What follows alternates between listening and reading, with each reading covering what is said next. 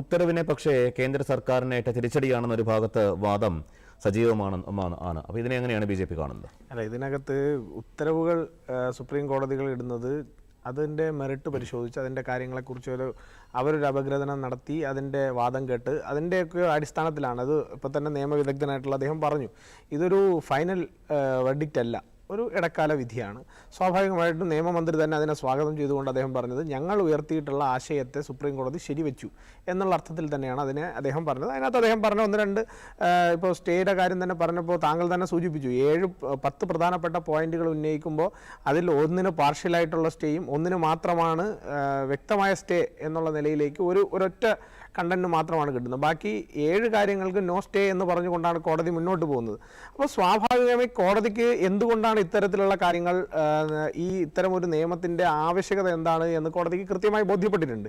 അതിൻ്റെ പ്രധാനപ്പെട്ട കാരണം ഞാൻ ഒരു ഇൻസിഡൻറ്റ് പറഞ്ഞുകൊണ്ട് ഞാൻ അതിലേക്ക് വരാം. 2014 തെരഞ്ഞെടുപ്പ് നടക്കുന്നതിന് തൊട്ട് മുൻപ് ഈ പറയുന്ന മൻമോഹൻ സിംഗ് സർക്കാർ, അതായത് കോൺഗ്രസിൻ്റെ UPA സർക്കാർ നിലവിൽ നിൽക്കുന്ന സമയത്ത് 123 VVIP പ്രോപ്പർട്ടികളാണ് ഈ പറയുന്ന വഖഫിന് രഹസ്യമായി ചാർത്തി കൊടുക്കാൻ വേണ്ടിയിട്ട് തയ്യാറാണ്. അതിൻ്റെ ഉദ്ദേശം ഒരു വോട്ട് ബാങ്ക് പൊളിറ്റിക്സ് ആണ്. ഞാൻ അതിലേക്കൊന്ന് ഇപ്പോഴത്തെ അവസ്ഥയിൽ ഞാൻ അതിലേക്ക് പോകുന്നു. അപ്പോൾ ഇത്തരത്തിൽ ആർക്ക് വന്ന് 1500 വർഷം പഴക്കമുള്ള ക്ഷേത്രങ്ങളിൽ ഒരാൾ ചെന്ന് നിന്നിട്ട് ഇത് വഖഫ് പ്രോപ്പർട്ടി ആണെന്ന് പറഞ്ഞാൽ പിന്നെ ഇപ്പോൾ അദ്ദേഹം തന്നെ നമ്മുടെ നിയമവിദഗ്ധനായിട്ടുള്ള അദ്ദേഹം തന്നെ അഡ്വക്കേറ്റ് തന്നെ പറഞ്ഞ ഒരു കാര്യമുണ്ട്, പിന്നെ അതിൻ്റെ ബാധ്യത ആ ക്ഷേത്രം തെളിയിക്കണം. ക്ഷേത്രം ഫൈനലായിട്ട് കണ്ടസ്റ്റ് ചെയ്ത് ക്ഷേത്രം തെളിയിക്കണം ഇത് വഖഫ് ഭൂമി അല്ല, ഇത് ഞങ്ങളുടെ ഭൂമിയാണ്. അതായത് എൻ്റെ ഭൂമിയിലേക്ക് ഒരാൾ നോക്കിയിട്ട് പറയുകയാണ് ഇത് വഖഫ് ഭൂമിയാണ്, എൻ്റെ വീട് വഖഫ് ഭൂമിയാണെന്ന് പറഞ്ഞാൽ ഞാനാണ് അതോറിറ്റി, ഞാൻ പോയി നിന്ന് തെളിയിക്കണം അത് വഖഫ് ഭൂമി അല്ല എൻ്റെ വീടാണെന്ന് ഞാൻ തെളിയിക്കണം. ആ സാഹചര്യത്തിന് കൃത്യമായി റിവേഴ്സ് ഓർഡറിലേക്ക് വരുന്നു.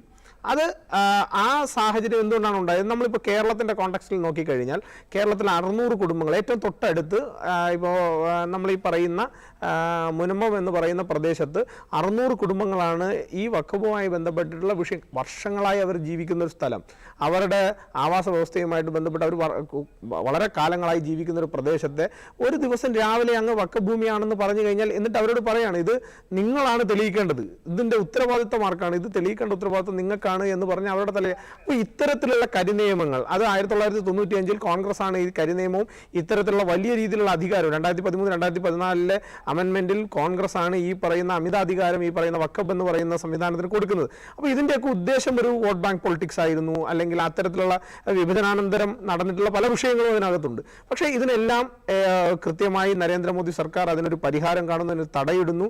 ഇവിടെ ഏതൊരു സാധാരണക്കാരൻ്റെ വസ്തുവും ചെന്ന് നിന്നാൽ ഉടനെ അത് വഖഫ് ഭൂമിയാണെന്ന് പറഞ്ഞ് ബോർഡ് വെച്ച് കഴിഞ്ഞാൽ നാളെ തൊട്ട് ആ പാവപ്പെട്ടവൻ കുടിയൊഴിക്കപ്പെട്ട് അവൻ്റെ സ്വത്തുക്കളെല്ലാം നഷ്ടപ്പെട്ട് അവൻ ചെന്ന് നിന്ന് റോഡിൽ നിന്ന് കരയുന്നൊരു സാഹചര്യത്തിൽ നിന്ന് ഇന്ന് വഖഫാണ് എന്നൊരു ഭൂമിയെക്കുറിച്ച് ഒരാൾ അവകാശവാദം ഉന്നയിച്ചാൽ, വഖഫ് ബോർഡ് അവകാശവാദം ഉന്നയിച്ചാൽ വഖഫ് ബോർഡ് തെളിയിക്കണം ഇത് എൻ്റെ വസ്തുവാണ് അല്ലെങ്കിൽ വഖഫിൻ്റെ വസ്തുവാണെന്ന് തെളിയിക്കേണ്ട ഉത്തരവാദിത്വം സാധാരണക്കാരനിൽ നിന്ന് അത് വഖഫ് ബോർഡിൻ്റെതായി മാറുന്നു എന്നുള്ളതാണ് ഈ വിധിയുടെ ഏറ്റവും പ്രസക്തമായ കോണ്ടെക്സ്റ്റ്. അപ്പോൾ സ്വാഭാവികമായിട്ട് അതിനകത്ത് ചില ഇപ്പോൾ ഇതിനകത്ത് പറയുന്നത് എന്താ, ഇതിനെ സർട്ടിഫൈ ചെയ്യാൻ ജില്ലാ കളക്ടർക്ക് അധികാരമില്ല, ഇതായിരുന്നല്ലോ പ്രധാനമായിട്ടും വന്ന സ്റ്റേയിൽ പറയുന്നത്. അതിനകത്ത് ആ വിധിയിൽ തന്നെ ഒരു പ്രധാനപ്പെട്ട ഒരു കണ്ടന്റ് കൂടിയുണ്ട്. അതായത് ജില്ലാ കളക്ടർക്ക് സ്റ്റേ ചെയ്യാൻ അധികാരമില്ല എന്ന് പറഞ്ഞാൽ ജില്ലാ കളക്ടർ എഴുതി കൊടുക്കുന്ന റിപ്പോർട്ടിൻ്റെ അടിസ്ഥാനത്തിൽ ഈ പറയുന്ന കോടതികൾക്ക് അത് ചെയ്യാനുള്ള അവകാശമുണ്ട്. നേരത്തെ അങ്ങനെയല്ല, നേരത്തെ തിരിച്ചാണെന്ന് പറയുമ്പോഴത്തേക്കുള്ള സാഹചര്യം എന്ന് പറഞ്ഞാൽ ഈ സാധാരണക്കാരൻ കോടതിയിലേക്ക് പോകണം.